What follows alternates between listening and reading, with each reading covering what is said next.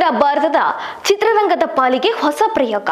ಆಗಸದಲ್ಲಿ fighter ಜೆಟ್ಗಳ ಮೂಲಕ fight ಮಾಡೋ ರೀತಿಯ ಚಿತ್ರಗಳು ಭಾರತದಲ್ಲಿ ಸಿದ್ಧವಾಗಿರಲಿಲ್ಲ ಅಂತ ಹೊಸ ಅನುಭವವನ್ನು ನಿರ್ದೇಶಕ ಸಿದ್ಧಾರ್ಥ್ ಆನಂದ್ ಕಟ್ಟಿಕೊಟ್ಟಿದ್ದಾರೆ. ಮಿಲಿಟರಿಯವರಿಂದಲೂ ಸಿನಿಮಾಗೆ ಮೆಚ್ಚುಗೆ ಸಿಕ್ಕಿದ್ದಕ್ಕೆ ಹೃತಿಕ್ ಖುಷಿ ಪಟ್ಟಿದ್ದಾರೆ.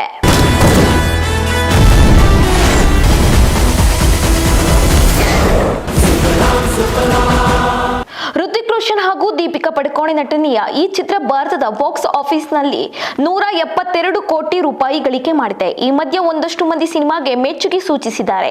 ನಿವೃತ್ತ ಮೇಯರ್ ಜನರಲ್ ಜಿಡಿ ಬಕ್ಷಿ ಅವರು ಚಿತ್ರವನ್ನು ಹೊಗಳಿದ್ದಾರೆ. Fighter cinema ವೀಕ್ಷಿಸಿದೆ. ನಮ್ಮ ವಾಯುನೆಲೆ ಸಿಬ್ಬಂದಿಗೆ ಒಂದೊಳ್ಳೆಯ ಗೌರವ. ಸುಖೋಯ್ ಯುದ್ಧ ವಿಮಾನಗಳ ಥ್ರಿಲ್ಲಿಂಗ್ ಆಕ್ಷನ್ ಇದೆ. ಗಾಳಿಯಲ್ಲಿ ನಡೆಯೋ ಯುದ್ಧವನ್ನು ಮಿಸ್ ಮಾಡಿಕೊಳ್ಳಬೇಡಿ. ಹೃತಿಕ್ ರೋಷನ್ ಅವರು ಒಂದೊಳ್ಳೆಯ ಫೈಟರ್ ಪೈಲಟ್ ಪಾತ್ರ ಮಾಡಿದ್ದಾರೆ. ಎಲ್ಲರೂ ನೋಡಬೇಕಾಗಿದೆ ಸಿನಿಮಾ ಎಂದು ಹೃತಿಕ್ ಅನ್ನು ಟ್ಯಾಗ್ ಮಾಡಿ ಟ್ವೀಟ್ ಮಾಡಿದ್ದಾರೆ.